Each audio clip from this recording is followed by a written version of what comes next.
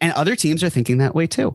And when you look at the rim frequency for the players that the Knicks had this past season, Mitchell Robinson was first overall. Jericho Sims was second. Nerlens Noel was 32nd, and Taj Gibson was 58th. Again, that's out of 111 players. Mm-hmm. And by rim frequency, what am I meaning? Well, it's that the vast majority of their shots are taken squarely at the rim.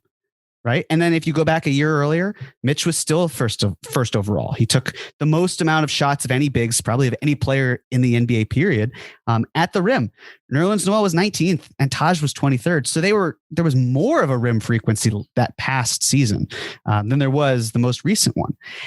And like again, here's Mitch, right? 100th percentile in rim frequency every single year of his career. And I'm convinced that like, the whatever record keeping suggests that he took 2 or 3 or 5 or whatever. I think that record keeping is wrong. I think I do not remember him taking a shot outside of 4 feet this season. Maybe I'm sure there was a couple that I'm forgetting, but like, yeah. Yeah. I think it's like 9 or 10 shots in his career or something like that he's taken outside of the paint. I remember one comes to mind. Yeah. Anyway. Yeah. And like, that's Mitch. And then Taj. If you're watching again, on the left side is the effective field goal percentage. On the right side is the rim frequency. We want the rim frequency. This was the year that Taj took fewer shots at the rim than any season before, at least since dating back to 2014-15. And a big reason was because he was taking corner threes and he was hitting them. Firing away. Yeah. And the defense lived with that shot, but the Knicks also saw it as a way to keep going with it. They were fine with him taking it. And again, it's like, well, then why are the Knicks fine with Taj taking that shot and not Mitch? But it's because Taj also is more of a natural 4, but also they knew he could do it. But that's a good question. I think he's been working on it. And I think the better, and it was something I was thinking about before, I was waiting to bring it up, is like, I wonder if there is an arm of their analytics department that is like, look, the season's over. Let's fuck around and have Taj Gibson take, a half dozen corner threes a game and see, and let's like see what the numbers show on that. And it worked pretty well. Maybe like that's the only pushback I'm really thinking here is like, I do wonder if there is a part of them or a part of the organization that is thinking like, we need someone who at least defenses are going to honor if we put them in the corner, because that is not Mitch, it's not Noel, but yeah, but I still just, I go back and I look at what they did in terms of, like Nerlens Noel has been, we'll go to the next one of Nerlens. Like this past year, he obviously only played 555 minutes, but this was the 34th percentile for him in rim frequency. Before that, the year before, it was 77th. With OKC, it was 95th. 73rd percentile the year before that. And so the vast majority of his years, he is being used more at the rim. And then there were the comments of that he made earlier in the year about practicing corner threes, which we know the Knicks care about. Again, with talking about Taj, the Knicks see the corner three as a valuable shot, but they may not want their centers to take it frequently, right? Because if we're talking about a center who's in the dunker spot, he doesn't move that far to get to the corner, but they just may not want that shot to be a consistent threat. It might be a break glass in case of emergency type shot. It may not just be something they want to bank on. And so that's why it'll be just so interesting to see the direction they go of it.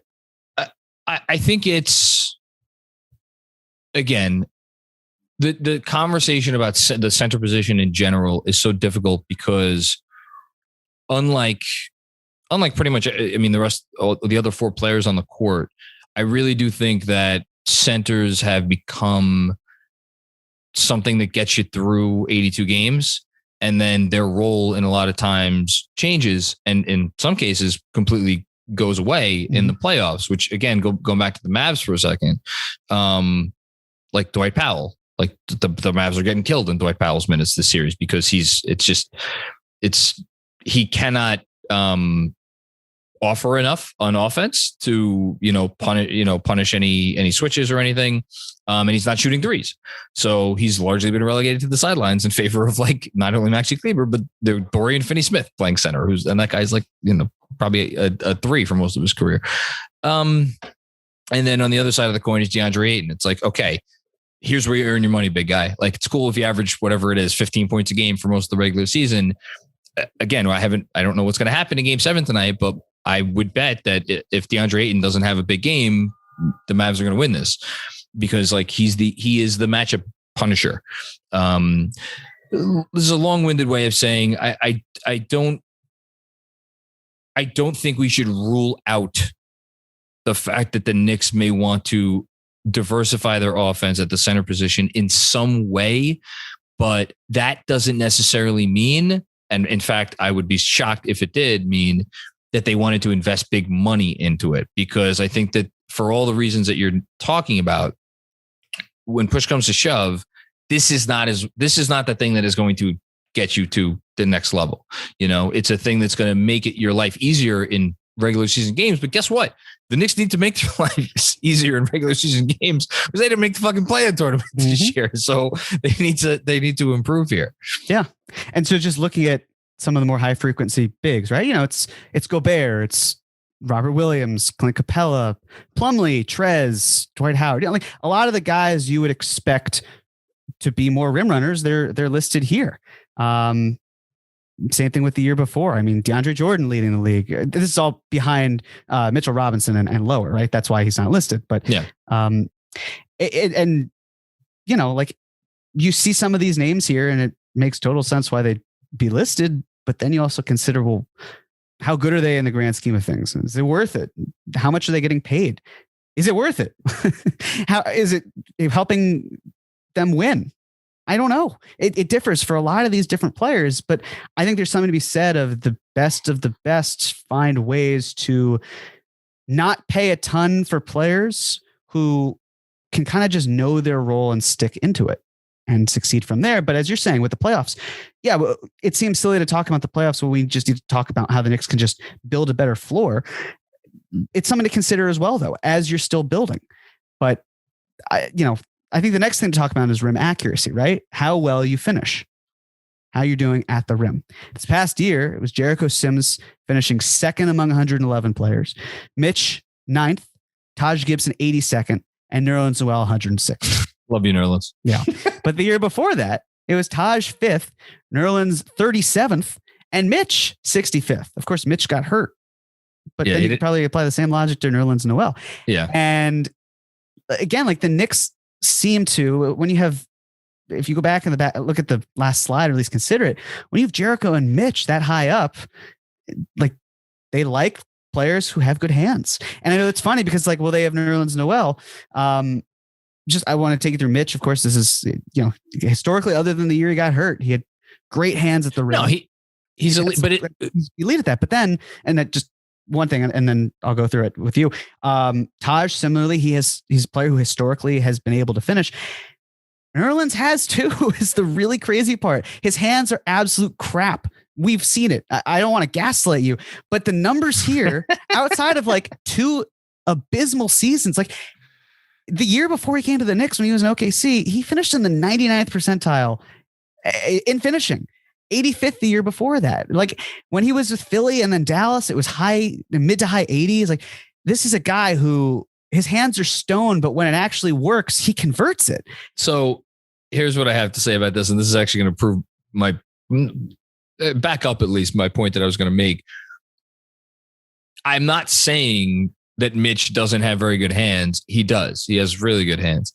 But the fact that he was this year and not last year, but 2 years ago, one of the most successful or one of the most efficient centers around the rim, I think speaks to the very first point that you made, which is that the types of shots that they want him taking in this area are, I mean, and I don't know if you have a slide here for assisted versus unassisted looks. Like these are just all lobs or like dump it off and you're open and put it up. These are not a lot of contested looks, which leads me to Nerlens Noel. Again, the fact that we all have eyes and see Nerlens Noel for what he is, which is not a gifted offensive player. And yet for 1, 2, 3, 4, 5 seasons in his career, he's in the 84th percentile or higher for rim finishing for bigs.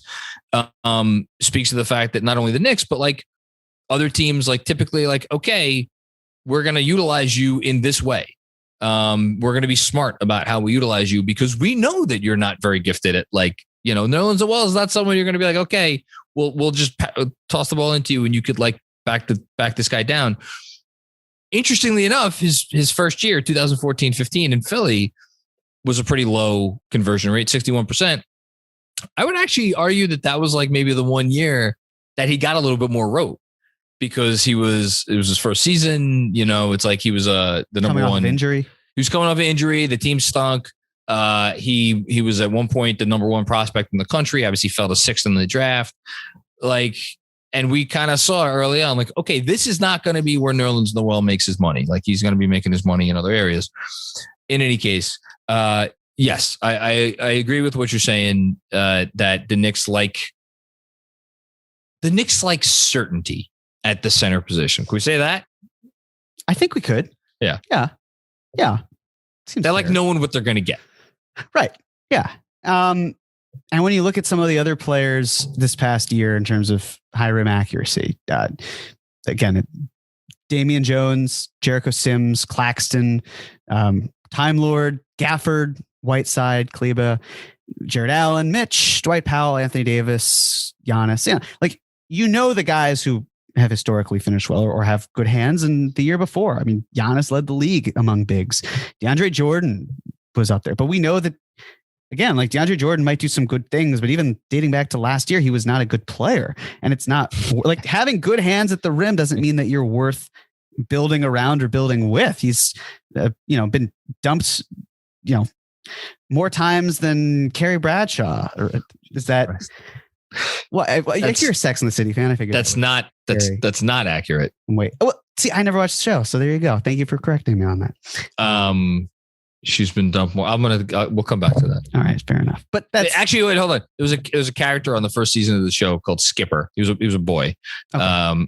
Dumped more times than Skipper. Let's just go with that. I can live with that. Dumped more times than Skipper, and like still looking at this list, the Knicks seem to like players or they've drafted or there's an ideal archetype here. And that's something that appeals to New York. And so then I just want to touch on, this is sort of, we're getting to the end of some of these things, right? It's defense and rebounding. So I want to be very upfront and say that you cannot boil defense down to blocks and steals. Nope. You can't. It's impossible. With that said, the Knicks, again, at least under Tom Thibodeau, create a player that fully takes blocks and steals, the percent, like block percentage and steal percentage, into account. It's something that matters to them a lot. And so for a player like Mitch, he's a high steal and block stock. We'll just go with stocks from. I like stocks. He's a high stock percentage guy. And he also rebounds really well on the offensive glass. And he's done a nice job on the offensive rebounding for free throws as well. With Taj, I know the bar goes away here, but Taj wasn't always like a monster block guy. No. But then he gets to New York and that's sort of what he's become. Similar with steals and the steal percentage, like 75th percentile, his first year in New York, that was the best that he'd had since 2014-15, dating back to when Noel started. And he's high always hands, been, Jeremy. High hands. Exactly. And he's always been pretty solid on the offensive glass. With Nerlens Noel, another guy, just his whole career, big stock percentage guy. I would argue that he has the best. I have argued him the best. He has the best defensive hands in the sport amongst big men. Yeah, it's confounding how they can be so good on one end and so bad on the other. But then again, but even still, the rim accuracy tells another story, which is, but the eyes then tell the right story. But then even looking at him, he still overall was a pretty good offensive rebounder. That's something that he has carried with him for a while. And there are 26 bigs this past year with at least a 2 block percentage and 1 steal percentage. I know that seems confusing, that number, but just bear with me, right? Mitch was 3rd. Noel was 14th. Taj Gibson was 15th. And interestingly, Sims didn't qualify for either of those. He was not good enough on either end. Okay. And it's kind of fascinating to think like, well, because he wasn't it's a thought process. Like, is that something that he can do? He just hasn't had the ability to show in his first year based on how he was deployed. Or is it just the sample size? Can he do something? We'll see over time. I wonder if that wasn't something along the lines of like, we want you to keep your focus on the very basics, your positioning, your footwork, switching, your timing. Yeah. It's like when if you have to switch, when you switch, how you switch, who you switch on, how long you stay on them, all that kind of stuff. And I think all that stuff was very impressive for Sims, and maybe the part that got left to the side for now, at least for one season, was the other stuff. And we've heard Tibbs talk about that he expects that we will see more playmaking from Sims as time goes on. That's obviously talking about, you'd think, on the offensive end, but I wonder if he's not talking a little bit defensive playmaking, like splash plays, like blocks and steals. So I would not be surprised to see more from Sims in the near future. 100%. And dating back to even the year before that, there were not 26, but 25 bigs with at least 2 block percentage and at least 1 for steal percentage. Mitch was 8th. Taj was 12th. Noel was 14th. So the system that the Knicks and Tibbs seem to employ, it helps boost the big men. It gives them something that's more tangible in terms of what they show for their impact. Sure. And I think it's kind of something to keep in mind as they look at other players, because, like we talked about usage rating. Well, these other players, like other than Mitch, these guys have they've been used with a higher usage rate beforehand, and then they've been kind of reined in. Similar with blocks and steals. Like, that wasn't a thing that Taj really did at an elite level or a really good level. And then he comes to the Knicks, and how they're scheming with him, he's suddenly that player. And so it's going to be really fascinating to me to see if there is another player out there that the Knicks like, if maybe he's not an obvious candidate, but they see potential there and they bring him in and essentially give that player the Taj Gibson treatment of, let's turn you around and really hone in on this, and you can be good at this. Going back to Sims for a second, I wonder if they haven't already shown their hand there. I mean, like, Deuce and Pride, fans were climbing the fucking walls wanting to see this kid. Did not really happen to any significant degree this season. And yet, and we knew all the reporting that came out around the All-Star break and before the All-Star break about the butting of heads between Tibbs and the front office and playing the young players. Who's the guy who got the time immediately coming out of that break to see what he could do? Is Jericho Sims. And I wonder, like, it came to mind as as you're talking about like where the Knicks are looking to fill spots in at this particular position moving forward. It really does jive with everything you're saying. Is like, look, they have a type. They probably think that they can, as you just mentioned with Taj, teach, or maybe not teach, but like hone some of, like, if someone has existing skills that are already there, hone some of that stuff to make them better. And the fact that we got so much of Sims, and he was the first one of like the kids to really get in there, and like no matter hell or high water, he was playing minutes. I think the Knicks showed their hand. I think that they feel like, hey, this is maybe a position that we could kind of, I don't want to say churn, but like, for lack of a better word, at least just to a certain extent. You never know what's going to happen. Opportunities may come up, but I thought that was interesting when they did that. Yeah, and I don't have this as a slide, but I want to think of it as a talking point. But the thing with Sims is it's not, and I know you're not saying this either, it's not like, oh, Sims can replace Mitchell Robinson. No, that's not the conversation right now. It's because also expecting a player in his second year as a center to be a capable starter, it just doesn't really happen, especially not for a guy who's second 58th. Yeah. It's like the Jarrett Allens of the world. It's if you're a top 3 pick, most likely. It takes time, at least 3 to 4 years, or James Wiseman, and even right. He played as many minutes this season as we did. Yeah, and that's where it kind of comes into play. Where it's, if you're thinking like, oh, Jericho Sims could be a replacement for Mitch next year. No, he just can't. That's not who he is. You need more time. You need to grow into the role in the NBA, and that's fine, because if the Knicks are operating over the cap, I would hope that they dip into the mid-level exception and extend him. If they go below the cap, I would hope that they could do what they did with Deuce McBride and sign Sims first to squeeze out. So you get, 3 to 4 years of team control for Sims, and then you do everything else if that's what you plan on doing. But that's kind of the mindset for looking at these types of players. And this past season, right?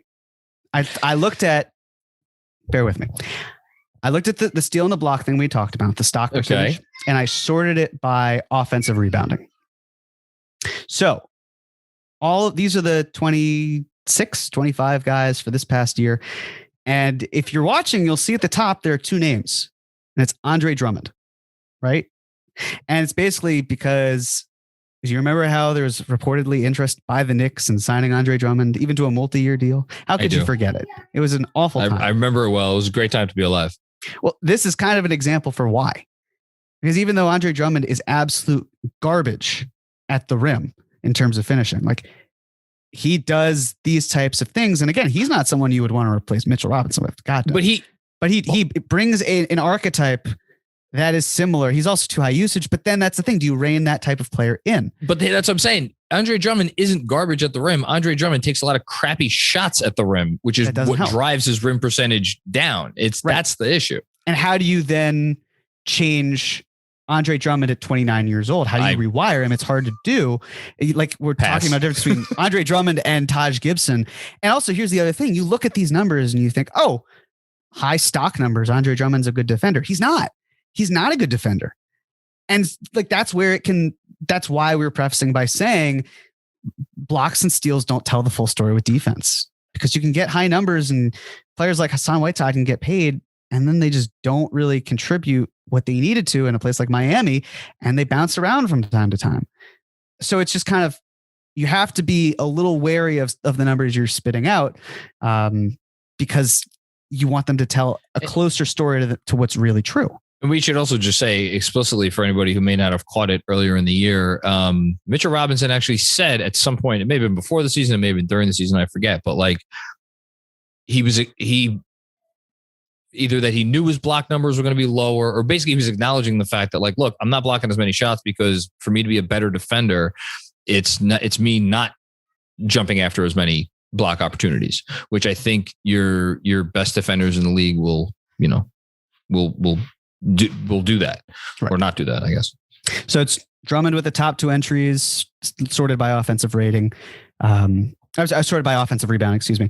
Mitch, Clint Capela, Robert Williams, Okongwu, Jared Allen, Goga Bitadze, Brandon Clark, Nicholas Claxton, Isaiah Hartenstein, Chris Boucher, Şengün, Noel, Taj, Naz Reid, Damian Jones, Anthony Davis, Joel Embiid, Evan Mobley, Giannis, Kristaps Porzingis, Al Horford, Myles Turner, Jaren Jackson, and Mike Muscala. So all guys who block a decent amount of shots and steal a decent amount of balls. Yes. Got it. And the year prior, Capela's back at the top. Got Dwight Howard, Moses Brown. There's Drummond again, Robert Williams again, Derek Favors, Drummond again. Drummond goes to a lot of different teams, doesn't he? It has since his last days in Detroit. Yeah. What do you think that means? Anyway, I don't know. Mitch, Jakob Poeltl, Isaiah Stewart, Okongwu, Taj, Jarrett Vanderbilt, Noel, Nurkic, Khem Birch, Nicholas Claxton, Chris Boucher, Joel Embiid, Naz Reid, Anthony Davis, Daniel Tice, PJ Washington, Myles Turner, and Marc Gasol. Okay. So I want to do a little bit of research, right? Because we have the time. We have some time. And I figure might as well look at some of these names that are relevant. And, I'm sure some of them are covered that you would have in mind, and we can always look at that. But I thought of 8 names to kind of look up and show the people. These are players who are free agents and not. Okay. So the first one I figure we should do, because I know you've talked about him, I know I've talked about him, is Myles Turner. Myles. So again, like you've mentioned, if you look at the frequency, or at least we've talked about this, right? Can I just say for the record, I don't want to trade for Myles Turner. I don't like the idea. It's just something I always revisit because there's been smoke there for a long time. And like, it does make I was about to say, it makes theoretical sense. your entire segment earlier from this podcast would seem to push against the fact that, like, yes, theoretical sense is one thing, in actuality is a different thing. I don't want to trade for Myles Turner. I just want that out there. I liked Myles Turner for a bit this past season, came down to earth, realized the fad was a fad and not a trend. I just don't see the appeal of it based on how the Knicks are constructed, because then it also means you're probably keeping Julius Randle and trying to build around his strengths. It just is what it represents. But yeah, also, big men with foot issues. Yes. Not great. And expensive. And you have to trade for him. It's not like just signing him. But I know we just looked at this, but the defense and rebounding, he's just such a bad offensive rebounder.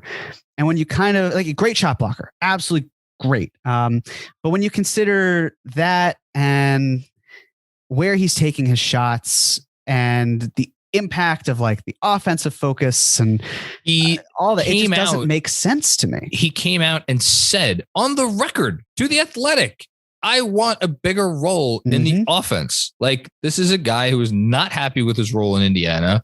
And I am going to be very curious to see who gives up what for him coming off this injury this summer. And maybe nobody gives up anything worth much for him, or it's a desperate team, or maybe it'll be the Knicks. We'll see. Yeah, but there's a lot of red flags here, right? And for context, like, he was 44th percentile in usage last year.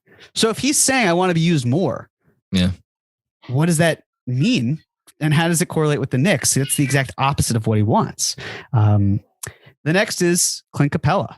You know, again, like, this is someone who his usage could be scaled back even more. He takes the type of shots that the Knicks want. Yep. He makes the types of shots the Knicks want, although his rim accuracy could be better. It's not been great. And you wonder, again, about the fact that he is turning 28 this year. And he also has had injury concerns. Yeah. Again, like, if you look at the defense and the rebounding, like, the rebounding he does at such a high level, he is absolutely elite at the rebounding. Is it worth the $22 or so million and the cost of having to trade for him? I don't see it. So again, this is like kind of, he's like, I think of Capela in a lot of ways as like kind of the poor man's DeAndre Ayton, in that you will see Atlanta occasionally, I'm not saying the exact same player archetype. Ayton obviously is more than a dive man, but you'll see Atlanta dump the ball down to him and let him take that little like baby hook or whatever, like something to, again, in theory, make the defense be like, oh, we can't switch anything because otherwise Clint Capela is going to be able to take this shot against us. When in reality, that's it. Like, if Atlanta, and when it comes down to it, and Atlanta's, if they ever get in a big playoff series with Clint Capela again, or whoever employs Clint Capela and they get into a big playoff series, that's going to be a shot that a defense is going, a good defense who like has solid switchable defenders. I'm not talking about defense that, like, you know, I don't know, Steph Curry's going to get switched on to Clint Capela. Like, there are ways to avoid certain switches that you don't want. I'm talking about a good defense that knows what the hell they're doing. Like, they're going to be like, Clint Capela's going to beat us. Clint Capela's going to beat us. You know, we'll live with that. The next guy, Mo Bamba. I know you wrote about him recently. The great tease. Yeah, that's the thing. He's so much of it feels he's so good from deep. The numbers are really good. I mean, well, yeah, from non-corner three. Yeah, that's the crazy part. 201. It's above the break. Yeah. He's killing it. Yeah. And that's, again, like, the rim factor. Like, he was great in his rookie year. Yeah. That's awesome. But like, he took 40, he was 40th percentile on the shots he took from there. A lot of his shots are long, mid, corner threes, non-corner, all threes. That's just maybe not something the Knicks want. And then you look at the defense part. Yeah, he's a really good shot blocker. And, you know, he's okay on the offensive glass. But it doesn't feel like, especially from how he's being used, that's something that the Knicks really want. It's so, like, to me, it's just like he's perfect for another team's ideology, but it's pretty fascinating that, and maybe he bet on himself. Maybe the Magic didn't want to do it, but if the Magic didn't want to pay him, but then went ahead and paid Wendell Carter Jr. 4 years, $50 million. Like, I know that Wendell was playing more of the 4 and Bamba's more of the 5, but it's an interesting tone that's set where it was like, we're willing to pay one of you, but not the other. I am probably more fascinated by the Mo Bamba situation than I should be because it's fucking Magic. Who cares? But like, they just like, again, you're talking, it's two different conversations. It's conversations about like, how are we going to build our team that's going to try it out? We're going to try it out there for 82 games. And like, what's going to happen when we get in these high leverage playoff games? The Magic are not going to be in high leverage playoff games anytime soon. When they get there, I'm quite certain that Franz Wagner is going to be playing the 4, and like, who the hell knows who's going to be playing the other positions. And then you throw in the fact that they might get in the top of the draft, and there's guys there who profile as like starting 4s, but eventually they'll be 5s. Like, all of this stuff is interesting to me. I don't know. Maybe you've heard. I don't remember hearing any rumors of the fact that they even talked to Bamba about extending. Are they just like not interested? Are they like out of the Mo Bamba business? And what is, like, if that's the case, what does that mean for him? Right. And what does that mean if you're a team like the Knicks that wants to pry him away? I mean, you don't have the cap space, so you can do a sign and trade. He has base year compensation, but as you have mentioned before, the Magic have cap space, so you can still make something get around work. it. But then at what point are you overpaying for the big T's? He's an interesting flyer, you know. But being a restricted free agent, assuming that's what he is, it's like, but that's why I asked, right. You're not taking a flyer, so to speak. You're investing in someone. Yes. Unless talk about things the Knicks have done in the past. Bobby Portis, they got, what was it? Washington, right at the time. Yeah. To what was it? I don't even know if they put whatever. They rescinded their rights to Bobby Portis, so the Knicks were able to sign him to a 2-year deal. Well, yeah, with a team option. Yes, with the team option, which allowed him to go to Milwaukee. Good job by you, Bobby. I don't know. It's a name that I think should be at least on our radar. That's all. That's all I want to say. Yeah, I guess that's where we differ. To me, he doesn't. Even though he's just in mobile. he doesn't. That's fine. I know, but he just doesn't pass the smell test in terms of what the Knicks. You're right. He doesn't pass the smell test for what the Knicks are looking for. And also, when I wrote about him a few weeks ago, which is that, like, when have you ever watched a Magic game and came away with like, wow, that Mo Bamba, that guy's a player on the come up. We got to get that stock while it's still like, no, he doesn't give you that impression. How much of that is the fact that he's in Orlando? I don't know. Anyway, let's move on. So next, Isaiah Hartenstein. Here we go. I'm a big fan of Isaiah Hartenstein. You're blushing. A little bit. But here's the thing. As much as I enjoy his rise to prominence, he's another guy where I don't think he is what the Knicks want. Listen, like, he's been more high usage lately, and the reason for that is he's someone who also needs the ball a bit more in his hands than I think the Knicks are willing to let a center have. Like, if you look, he's the assist percentage, the assist usage rate, like, they're really good. Those are the two numbers that they pop out at you. Yeah, because, and again, that is not, the Knicks don't ask their centers to make any plays, but how much it's another chicken or the egg question. Is that because this regime and this coach inherited Mitchell Robinson, who, outside of like a play here and a play there, does not seem to be the most capable decision maker in quick thinking situations? And how much of it is like, look, we don't want you to work on that. We want you to just, dive. Like, Hartenstein's a guy that is going to be a functional part of your offense in more ways than just like being a finisher. Yeah, exactly. I mean, the type of, like, this is the thing. He takes a lot of shots at the rim. That's exactly what you would want. He's pretty good at making them. At least last year was really the only sample size we have that's significant, is the other thing to consider too. He is a stock guy. He does well on offense. So do I like him? 100%. Do I think he is a logical Knicks fit? I'm skeptical. I don't think that they would use him in the way that he would want to be used. I think that they should have a free agent meeting with Hartenstein. The free agent pitch meeting should have a picture of the MVP voting figures from the year that Noah finished, whatever it was, third or fourth, and then a picture of Hartenstein next to it, and with like the arrows, like being like, "This could be you. I will turn you into Joakim Noah circa 2014." Yeah, right. And I should mention that he is an unrestricted free agent. The most that the Clippers could give him is the non-taxpayer mid-level exception, which is like around $6 million. he could honestly make a little bit more than that. I think someone will pay him more than that. I think someone could as well. Andre Drummond, we talked about him, but just again, like super high usage dude, which is not going to fly here. But like he still takes a lot of shots at the rim. They're not as good shots as you pointed out, but he takes them. And then that's just awful. A lot of blue, a lot of bad percentages and percentiles. And then we saw the defense and rebounding. They're fantastic, but he's like the perfect eye test versus numbers test where there's a lot of flattering stuff here. It's just not good when you see it. If they sign DeAndre Drummond this summer, just trade for Russell Westbrook too. Trade RJ Barrett for Russell Westbrook. And, throw him into quickly and just end it for me. Yes. Please. Yeah. We do not want Andre Drummond. A few more. Daniel Gafford. I really recently extended Daniel Gafford. Recently extended. Yes. Gafford to me feels like a Walt Perrin 5 in so many ways. Look at this. I mean, he's a lower usage guy. Takes a ton of shots at the rim, a lot of them.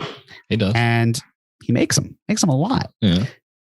He's pretty good at blocking. The steals again, like overall, they're okay. And he's a really good offensive rebounder. Like you look at a lot of the numbers we're talking about with him and with Mitch, and it just feels similar. Like they seem like similar types of players. And I think that's just something kind of to keep in mind. I think if I was Mitchell Robinson's, I don't know who his representation is now.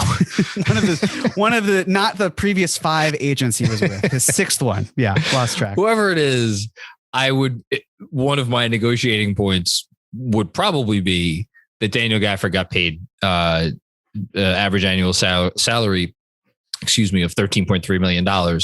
And that was only a year ago, right? Mm-hmm. And I would argue that Mitch has shown more as an NBA player, especially in the last year, than Daniel Gafford did at the point in time when he got that extension. Interestingly enough, though, so Daniel Gafford was a big time, very good plus minus guy. He was good plus minus guy in Chicago, and then he came over to Washington that first year, and it was like, oh my God, how did the Bulls let this guy get away? Mm-hmm. This season, and again, I don't watch a whole lot of Wizards games, but one of the very worst plus minus guys in the league. I think there's probably some noise with that because I know that there's some plus minus noise with some other like Washington guys, and like their starting lineup was just very bad after a certain point in time. So maybe let's not read too much into that, but just wanted to throw that out there. Well, he's also coming off the bench because Kristaps Porzingis is now ahead of him. They were juggling Thomas Bryant III, who's unrestricted as well. Talk about guys that don't fit the archetype that you're talking about. Exactly. Yeah. So I think it was hard for Gafford to just kind of fit in. It's a younger team. Beal also I like Gafford. Every time I watch, but he's the opposite of Bamba. Every time you watch Daniel, it's like it reminds me when I watched Richaun Holmes for like all those. Again, he has his own issues that the Knicks should not bark up that tree for those reasons. But like, well, there is actually an update to that, but we'll talk about him in a moment. Oh, okay. But he was a guy who like always popped off the screen for me. Same thing with Gafford. Like I love Gafford's energy. I love all that stuff. Now, doesn't mean that there aren't subtler things that he's not doing or doing poorly that hurt a team in other ways. You know, I don't watch enough of his games, but yeah. Right. And the thing with Gafford, he's still on a contract that's under $2 million this year. It's super cheap. And then the extension kicks in next year. 3 years, $40 million. It kicks in the year after that.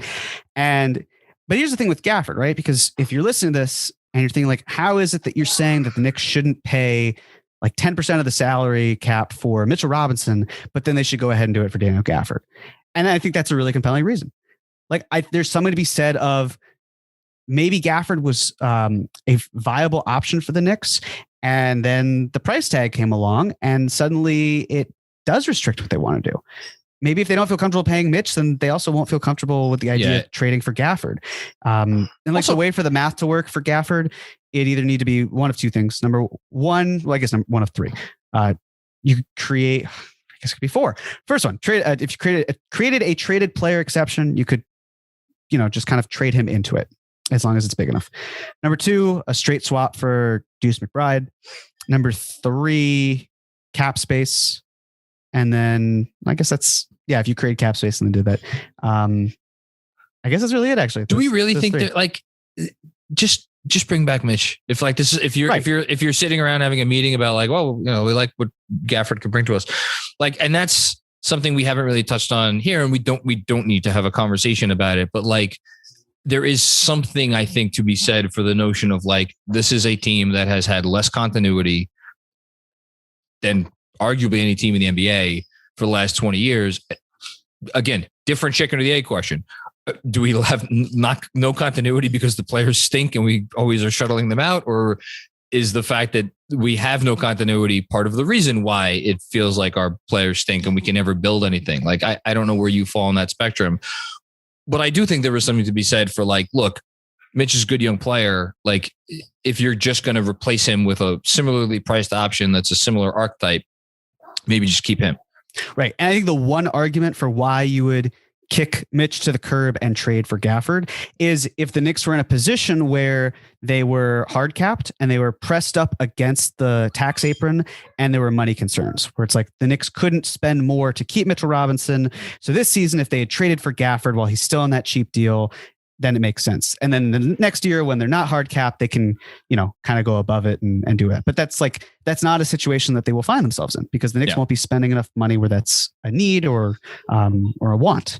So yes, Gafford to me is a really fascinating player. I think the fact that he signed that contract extension kind of makes a lot of it feel DOA in terms of swapping him in for Mitchell Robinson. I would agree. Richaun Holmes. So the reason there was an update is, fortunately, I mean, it's just an unfortunate case, period. But it seems as though the claims of domestic violence were not found to be credible. Oh, okay. And that his former partner, Richaun Holmes, was awarded custody of their child. And oh, wow. Bottom line is, it seems like, fortunately, things are okay for him, or getting better. But Holmes is so fascinating too, because, you know, last year he was 27 years old, hit the open market, and I really thought teams were going to spend larger than what he got on the market. I was shocked. He ended up signing for what he did. Yeah. And which we should say, by the way, was essentially an average annual salary of what, 11 and change? Or 12 on the dot? Something like that. I think it was, like 448, something along those lines. But Holmes is a good player. That's a thing of why we were both so surprised. And I mean, look at this. Like, he isn't a high usage guy at all. Still takes a bunch of shots at the rim. He's super efficient as well, which I think is important, but he takes these mid-range shots that I think, you know, they work. It adds a wrinkle to the offense. His little jump hook, and you could see it if you're watching on the YouTube, you could see the all the bright orange numbers. Like, he hits these things at an astounding rate, and he's been doing it for years. This is not a one or like pretty much his entire career. Right. And that, you know, again, it's one wrinkle of an offense. It's not, you know, you're not turning Richaun Holmes into Joel Embiid, but it's like, it's an extra little thing that, depending on how to use a guy like this, can come and make a difference. Yeah, exactly. And then, you know, I mean, even when you like the blocks, he does it. The steals, he's had it in the past. A lot of it might be how Sacramento's using him.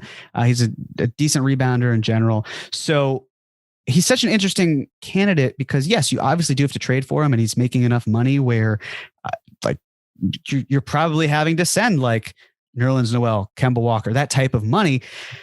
But the Kings are in such an odd place because they have a ton of centers realistically. Like, Sabonis plays the 5 now. He is a 5 in Sacramento. He's not a 4 with Myles Turner anymore. Yep. And they want someone who's probably a better shooter at the wing to play the 4. And so that then restricts what they can do at the 5. They have Alex Len under contract. I don't know if he would necessarily be the player that they want there. I think they have Metu, who's had some quality minutes now and then. Don't they like those lineups with Metu I'd have to go back and check, and we can look at that now. I also have to go back and check, but like, it's the sort of thing where like there are a lot of different 5s that they have, and when they're going to trade this guy, that's the thing. They're probably going to trade him. They're going to trade Holmes. It makes sense for him to go to a place like Charlotte, perhaps Dallas, like places that are looking to be economical, but also invest in a better center than what they have. But that's the thing where it's like, if you're the Knicks, what makes more sense to you? Would you rather trade for Richaun Holmes, or would you rather play the game of paying Mitchell Robinson? And again, like it goes to that point of, I'm not saying that Mitch is even a better player than Richaun Holmes. It's just the opportunity cost of it. Is that worth it to you? And I don't know the answer to that question. That's the thing.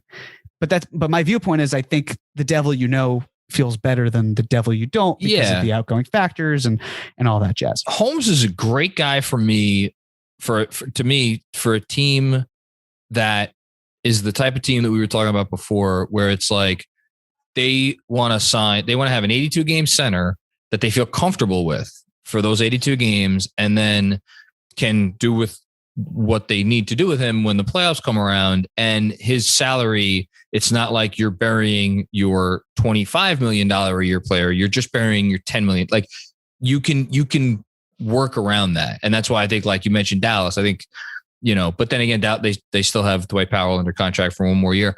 I'm curious what the market is going to be. And I feel like Charlotte, I mean, unless they hire Mike D'Antoni and they just figure when push comes to shove, we'll play Miles Bridges at the 5, which that'll be fun.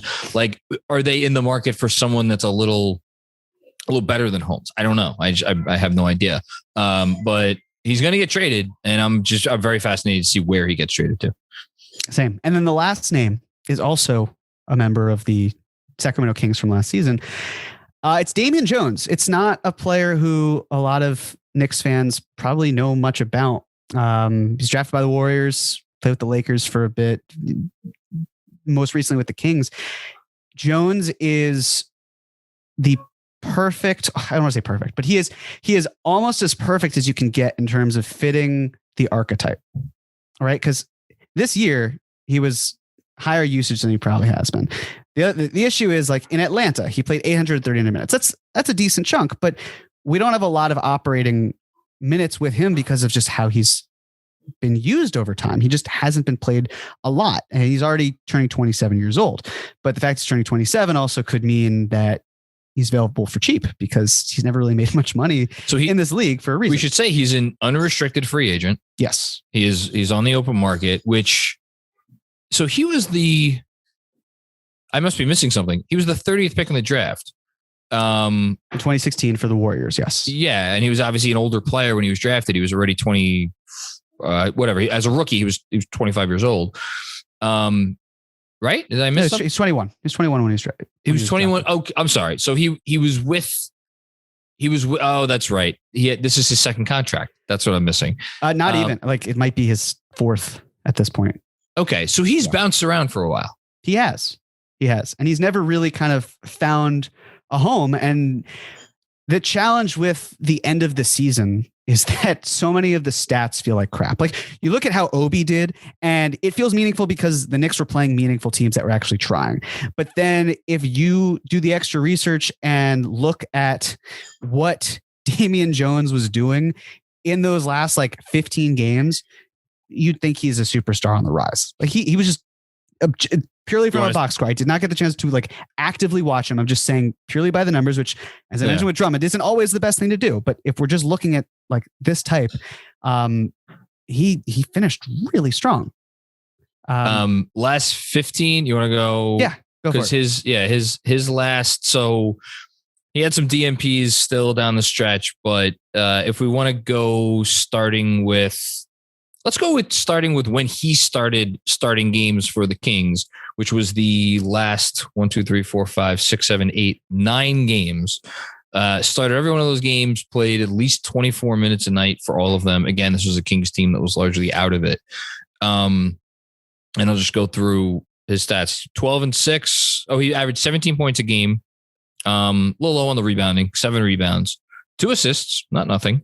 1.6 blocks, 0.7 steals, shot 72.5% from the field, and actually took a 3 a game and made 4 of those threes, or 44%, I should say.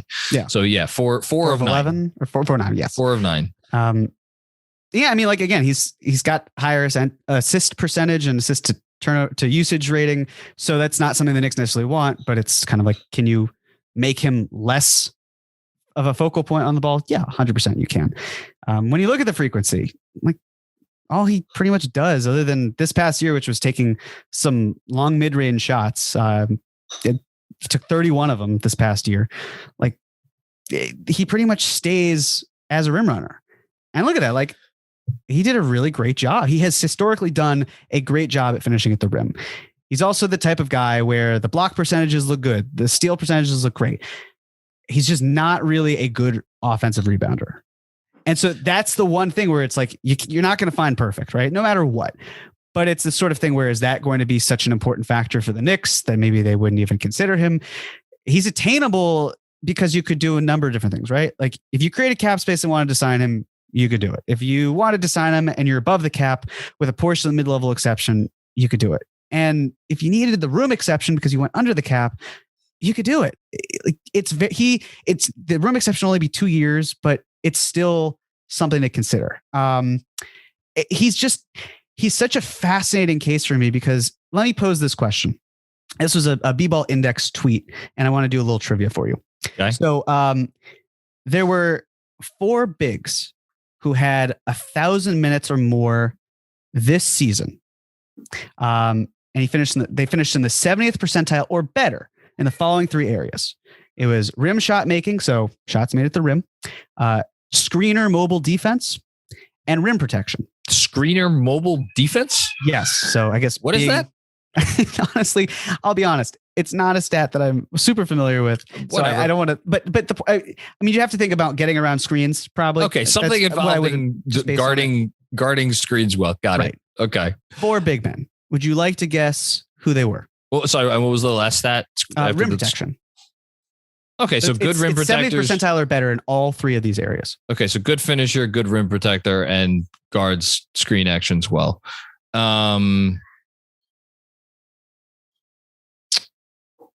I could just, So the finishing is tough because like your guys like Bam are gonna, they're gonna take tougher shots around the rim, so he's not gonna be in there.